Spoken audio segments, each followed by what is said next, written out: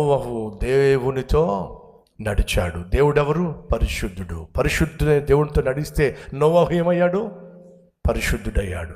నోవహు మాత్రమే కాదండి, తన 3 కొడుకుల్ని, తన భార్యను, 3 కోడలను కూడా చక్కగా ఆత్మీయంగా నడిపించాడు. తండ్రి వింటున్నావా?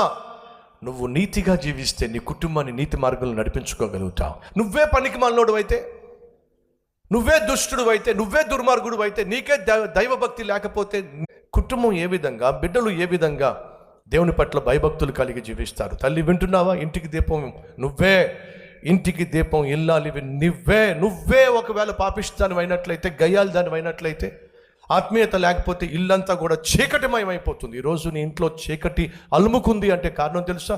మొదటిగా నీ జీవితం సరిగా లేదు కాబట్టి. నోవహు నీతిమంతుడు, ఫలితంగా తన భార్యను నీతి మార్గంలో నడిపించుకున్నాడు, తన బిడ్డలను కూడా నీతి మార్గం